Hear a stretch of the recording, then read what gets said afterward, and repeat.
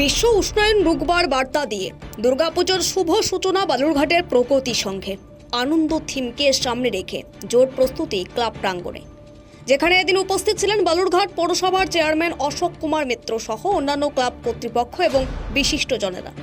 জেলার বিগ বাজেটের দুর্গাপুজোগুলির মধ্যে প্রতি বছরই নজর কাড়ে বালুরঘাটের প্রগতি সংঘ ক্লাবের দুর্গাপুজো।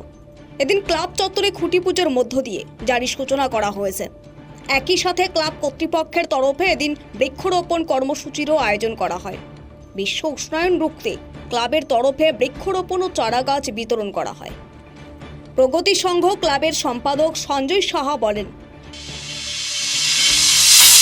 আমাদের প্রিয় ক্লাব চকভুগি প্রগতি সংঘ আজকে 65 বছরে পা দিয়ে 65তম আমাদের পুজো এই বছর আমরা আজকের দিনে খুঁটি পুজো দিয়ে আমরা পুজোটাকে স্টার্ট করলাম।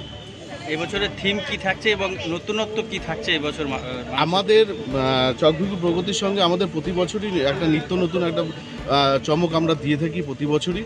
এই বছরও আমরা একটা চমক দিচ্ছি, বাচ্চা থেকে বয়স্ক প্রত্যেকে যাতে এই মণ্ডপে এসে তারা 10 মিনিট 15 মিনিট আধা ঘন্টা একটু দাঁড়িয়ে থেকে মণ্ডপটা দেখতে পারে বা দেখার সুযোগ আমরা করে দিতে পারি। তার জন্য আমাদের মানে সেই মণ্ডপটা আমরা করছি আর কি। এবং মণ্ডপটা টোটালটাই আমাদের সারাদিনে আনন্দ একটা থিম। আলোকসজ্জা থাকছে? হ্যাঁ, আলোকসজ্জা এবার আমাদের কৃষ্ণনগরের আলোকসজ্জা থাকছে। আমরা প্রতি বছর যা আলোকসজ্জা করে থাকি এই বছর তার থেকে একটু অত্যাধুনিক আমরা করেছি, যাতে মানুষ সবাই এসে দাঁড়িয়ে দেখতে পারে।